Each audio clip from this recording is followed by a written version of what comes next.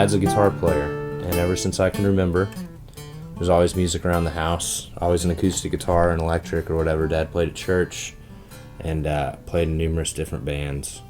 And when I was a little kid, I was always drawn to the drums. I actually played drums first. And all the way up until high school, I took drum lessons and did percussion in band. And I'll never forget, around my sophomore year, I just kind of randomly started picking up Dad's guitars. And I just kind of got drawn to it by accident. Never intended to play professionally, never had any aspirations to stand on stage and do that whole thing. It's just fun. And as I got into college, I found myself playing guitar in bands and really loving it. And again, not really having any aspirations of playing professionally. And all that kind of led to October of 2010. I'm originally from Kansas City. And was having a great time playing with a whole bunch of my best friends who I still play with to this day here and there. And I finally got to the point where I really wanted to move and see what I was made of. Had some friends that moved to town and had success. And so October of 2010, moved down and just kind of hit the pavement. Knew some people. Just randomly started getting calls here and there to play. My first gig was a guy named Glenn Templeton. And then went on to an artist named Logan Mize. Unbelievable songwriter and performer. If you get the chance, definitely check him out. And then Lindsay Highlander, Love and Theft, Danielle Peck. All gigs that came from very generous friends calling and giving me a shot. And I was very fortunate to get to cultivate relationships.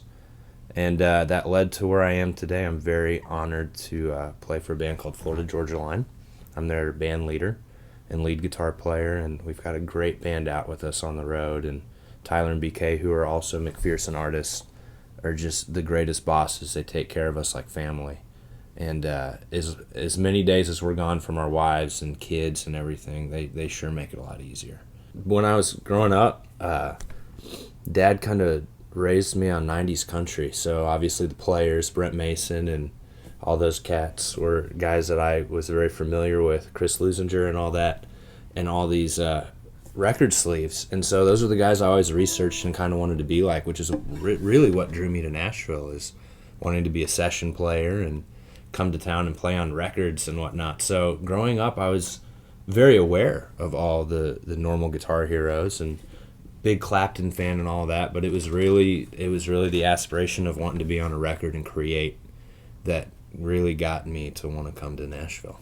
I always joke with my friends, you could put me in a room with all the biggest country stars in the world and I'll carry a conversation and be fine. And you put me in a room with my favorite session players and I'll just be dumbfounded. It's incredible when people can create music on that level. Come into a studio, see a chart once, talk about it for 5 minutes, and then go start creating. And I've had moments where I've gotten to participate in that since I've been here, and there's nothing really like it in the world. It's a beautiful thing. If you'd have told me 5 years ago that this is what I was going to be doing today, I probably wouldn't believe you. And a few of the most memorable gigs that I've been able to cross off: Madison Square Garden. Tyler and BK sold that out on a Wednesday night, and that was a pretty incredible experience. Always wanted to do Jimmy Fallon, and I'll never forget getting to do that for the first time. We went over to Europe last year and did O2 Arena, and some of that I've never gotten to travel overseas. So getting to see different parts of the world and culture and meet different people and get to play music was really, really incredible. A lot of people ask, how did you get involved with such a big band? And I knew a couple of the guys in the band, Brian Bonds, who's still one of my best friends, and their bass player, Tom, and at the time drummer named Jason Schmidt. They called me to play with Tyler and BK about 3.5 years ago, before they ever got signed, to go out and do this country tour with Brian Davis and Chase Rice. And they used the same band for all 3 acts each night, so they'd have a turnover. And I remember at the time playing with Tyler and BK being like, this is really fun. I have to play some slide guitar and whatnot, having none of us, Tyler and BK included, having no idea what was about to happen. After that, I ended up going and playing with other people, and they went on and did stuff. And then 2 years ago, I got a phone call that they were going to add another guitar player.